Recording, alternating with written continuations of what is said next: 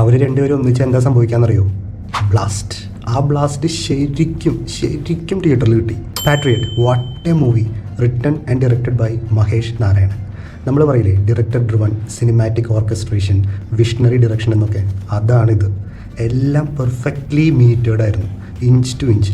അതിപ്പോൾ സിനിമാറ്റോഗ്രഫി ആയിക്കോട്ടെ, sound design ആയിക്കോട്ടെ, ആക്ഷൻ കൊറിയോഗ്രാഫി ആയിക്കോട്ടെ, സ്റ്റാർസിൻ്റെ പെർഫോമൻസ് ആയിക്കോട്ടെ, എല്ലാം ടുവേർഡ്സ് ഹിസ് വിഷനായിരുന്നു. അതുകൊണ്ട് ഒന്നും ഓവറായി തോന്നിയില്ല, എല്ലാം പെർഫെക്റ്റ്ലി കൺട്രോൾഡ് ആയിരുന്നു. കമ്മിങ് ടുവേർഡ്സ് പ്ലോട്ട്, നമ്മൾ മലയാളികൾ ഒരുപാട് അതർ ലാംഗ്വേജ് മൂവീസ് കാണുന്ന കാരണം ഇതിലെ പ്ലോട്ട് അത്ര ഫ്രഷ് ആയിട്ട് തോന്നിയില്ല. ഇതിലെ സെയിം പ്ലോട്ട് തന്നെ വേറെ പേഴ്സ്പെക്റ്റീവിൽ ട്രീറ്റ് ചെയ്തിട്ടുള്ളൊരു ഹോളിവുഡ് മൂവിയുണ്ട്, സ്നോഡൻ. അതിൻ്റെ കുറേ റിഫ്ലക്ഷൻസ് എനിക്ക് പലയിടത്തും തോന്നിയായിരുന്നു.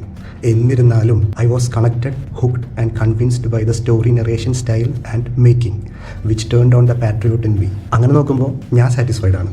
പെർഫോമൻസ് വൈസ് എടുത്ത് പറയേണ്ട കാര്യമില്ലല്ലോ, എല്ലാവരും അടിപൊളിയായിരുന്നു. മോഹൻലാൽ ആയിക്കോട്ടെ, മമ്മൂട്ടി, ഫഹദ് ഫാസിൽ, കുഞ്ചാക്കോ ബോബൻ, നയൻതാര, ദർശന, എല്ലാവരും നല്ല കറക്റ്റ് മീറ്റേഡ് പെർഫോമൻസ് ആയിരുന്നു. പക്ക തിയേറ്ററിക്കൽ എക്സ്പീരിയൻസ് മൂവിയാണ്. ഒരുപാട് ഹൈ മൊമെൻറ്റ്സ് ഉണ്ട്, ഇമോഷണലി ഹുക്കാവുന്ന സീൻസ് ഉണ്ട്. So grab your tickets and rush to theatres. അപ്പോൾ അടുത്തൊരു മൂവി റിവ്യൂ ആയിട്ട് വീണ്ടും കാണാം. Till then